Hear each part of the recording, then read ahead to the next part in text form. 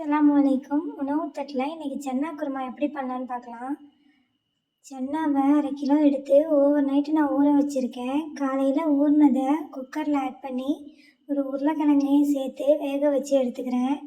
இது நல்லா வெந்து விசில் வந்ததுக்கப்புறம் வெந்த உருளைக்கிழங்கை தனியாக எடுத்து நவற்றிட்டு வெந்த சன்னாவையும் ட்ரைன் பண்ணி எடுத்து வச்சுக்கலாம். ஒரு சாப்பரில் பெரிய சைஸ் வெங்காயம் 2 தக்காளி, ஒரு பச்சை மிளகாய், 4 பல் பூண்டை போட்டு ஃபைனாக சாப் பண்ணிக்கலாம். ஃபைன் சாப்பாக இருக்கிறது முக்கியம்.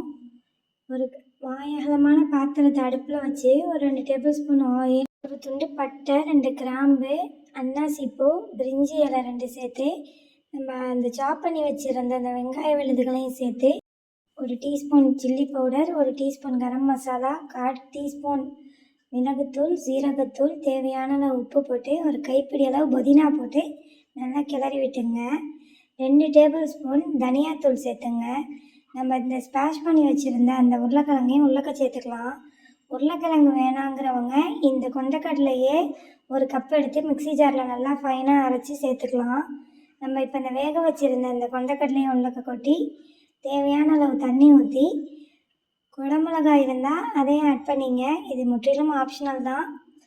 ஒரு 10 நிமிஷம் சிம்மில் வச்சு எடுத்திங்கன்னா சூப்பரான நம்மளோட சன்னா குருமா ரெடி ஆகிடும். ஒரு ஸ்மாஷர் வச்சு இப்படி 1 2 உடச்சி விட்டிங்கன்னா நல்ல கன்சிஸ்டன்சியில் இருக்கும். சப்பாத்தி பூரிக்கெலாம் ஒரு பெஸ்ட்டு காம்பினேஷன். இது ட்ரை பண்ணி பாருங்கள். என்னோடய சேனலை புதுசாக பார்க்குறவங்க சப்ஸ்கிரைப் பண்ணுங்கள். அஸ்ஸலாமு அலைக்கும்.